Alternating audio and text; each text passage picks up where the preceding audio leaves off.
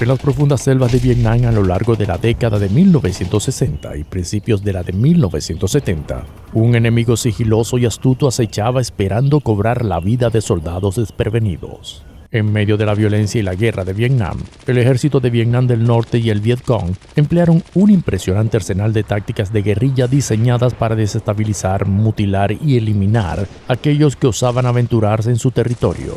Pero, ¿qué eran estos mortales dispositivos? ¿Y cómo llegaron a definir el conflicto que atormenta los recuerdos de tantos? Desde las trampas Puni hasta las letales emboscadas utilizando el bambú, estas tácticas ingeniosamente crueles se cobraron miles de vidas y dejaron a innumerables personas marcadas física y emocionalmente. Como dijo una vez el estratega militar Sun Tzu, el arte supremo de la guerra es doblegar al enemigo sin luchar.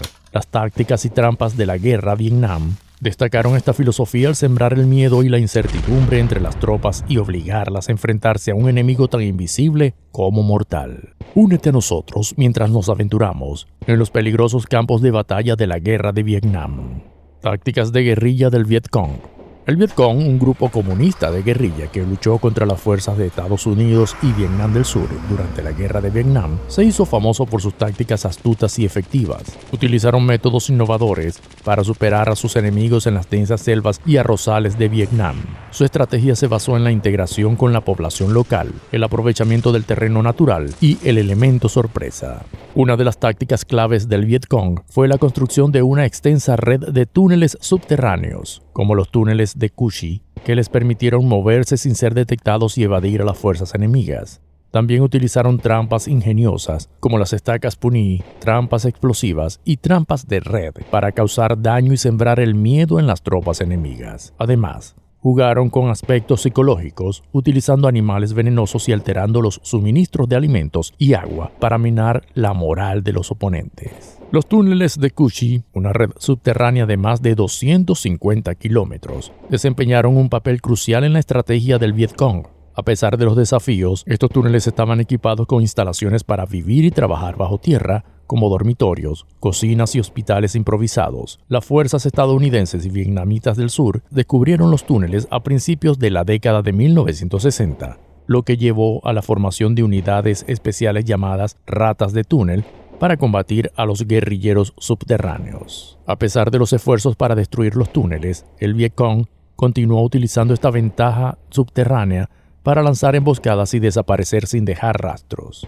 Esto dejó a las fuerzas enemigas frustradas y desmoralizadas. Algunos eventos notables en y alrededor de los túneles incluyeron la batalla de Cu Chi en 1966 y la operación Cedar Falls en 1967. El Vietcong logró construir sus túneles y continuar su lucha a pesar de los esfuerzos enemigos.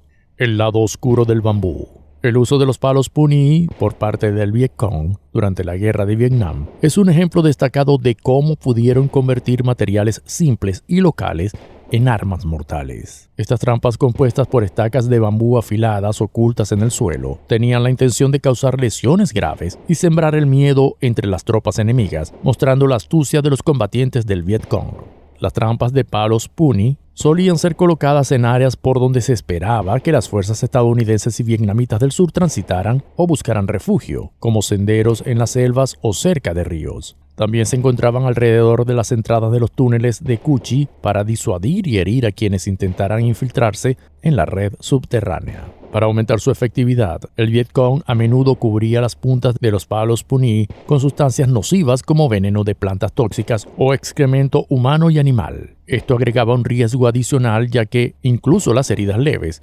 podrían llevar a infecciones graves y complicaciones. Aunque el uso de los palos Puni se remonta a la Primera Guerra de Indochina, fue durante la Guerra de Vietnam que estas trampas se hicieron infames, ya que el Vietcong perfeccionó su diseño y despliegue para causar al máximo impacto en el enemigo. El impacto psicológico de las trampas de palos Puni en las fuerzas enemigas no debe subestimarse. La constante amenaza de tropezar con estos peligros ocultos hizo que los soldados se sintieran ansiosos y menos concentrados en su entorno, lo que afectó su moral y los hizo más propensos a cometer errores. Para contrarrestar esta amenaza, las fuerzas estadounidenses y vietnamitas del sur desarrollaron calzado especializado con suelas reforzadas y enviaron exploradores por delante de las fuerzas principales para buscar trampas ocultas. También aprendieron a identificar y evitar áreas propensas de los Puni, como el denso sotobosque y los claros aparentemente inofensivos.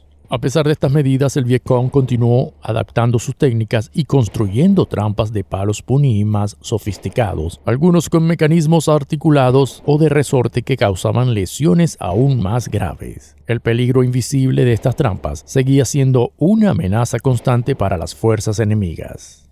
Trampas de red y caída del Vietcong. El uso de trampas de red y de caída por parte del Vietcong durante la guerra de Vietnam demostró su ingenio y astucia. Estos dispositivos simples pero efectivos les permitían incapacitar y desmoralizar a las fuerzas estadounidenses y vietnamitas del sur. Estas trampas no solo eran armas físicas, sino que también generaban un gran temor en la mente de los soldados. Las trampas de red, también conocidas como atrapahombres, estaban diseñadas para enredar a las tropas enemigas y elevarlas en el aire, dejándolos indefensas y vulnerables. Estas trampas consistían en una gran red camuflada con follaje que se extendía por el suelo y se aseguraba con una serie de estacas. Cuando un soldado incauto pisaba la red, se disparaba una cuerda oculta que tensaba la red y elevaba al soldado del suelo. A menudo estas trampas se utilizaban junto con otros dispositivos como alambres de tropiezo o palos Puni para aumentar la efectividad.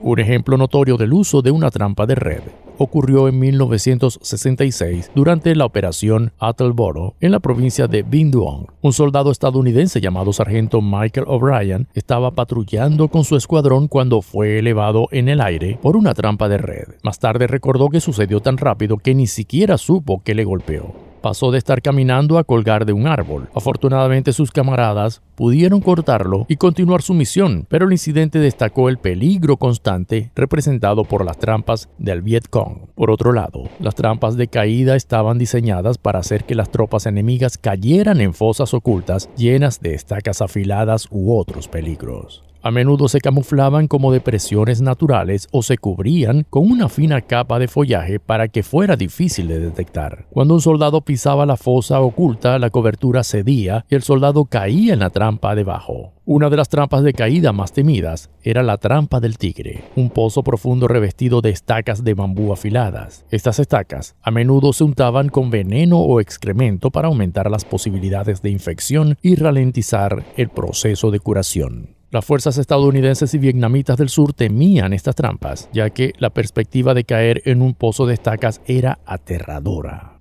El uso de criaturas venenosas y sabotaje por parte del Vietcong.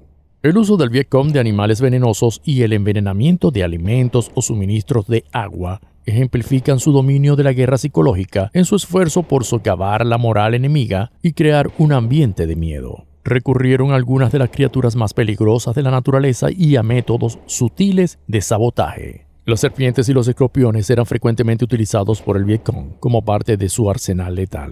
Estas criaturas se colocaban en compartimientos ocultos, trampas o incluso en áreas de descanso de los soldados, donde sus mordeduras venenosas podían incapacitar o matar. Una táctica infame implicaba poner serpientes venenosas en las bolsas de los soldados estadounidenses y vietnamitas del sur mientras dormían, lo que provocaba un despertar brusco y potencialmente mortal. El temor a encontrar estas criaturas en las densas selvas de Vietnam agregaba una capa adicional de ansiedad a un entorno ya desafiante. Un incidente notable que involucra el uso de serpientes como armas ocurrió en 1967, cuando un marine estadounidense llamado el corporal John Harker fue mordido por una serpiente letal mientras patrullaba en la provincia de Quang Tri. Harker describió más tarde el incidente, diciendo que sintió un agudo pinchazo en el brazo y vio a la serpiente deslizarse. En minutos, su brazo se adormeció y apenas podía moverlo. Afortunadamente, sus compañeros de patrulla actuaron rápidamente aplicando un torniquete y solicitando una evacuación médica, lo que le salvó la vida. Sin embargo, este encuentro dejó a Harker con un miedo permanente a las serpientes y resaltó la astucia del Vietcong. Además de utilizar criaturas venenosas, el Vietcong también era conocido por envenenar alimentos y suministros de agua, lo que causaba enfermedades e incluso la muerte entre las tropas enemigas. Estos actos de sabotaje apuntaban a las necesidades básicas de la vida, creando un ambiente de constante vigilancia y desconfianza. No era raro ver que las fuerzas estadounidenses y vietnamitas del sur encontraban alimentos o depósitos de agua envenenados dejados atrás por las unidades del Vietcong en retirada. Este uso de animales venenosos y tácticas de sabotaje no se limitaba solo a las fuerzas enemigas, ya que a veces el Vietcong también amenazaba con el envenenamiento como un disuasivo contra la deserción o la colaboración con el enemigo. Esto añadía una dimensión de terror psicológico a la guerra, ya que las tropas se veían amenazadas tanto por el enemigo como por su propio liderazgo.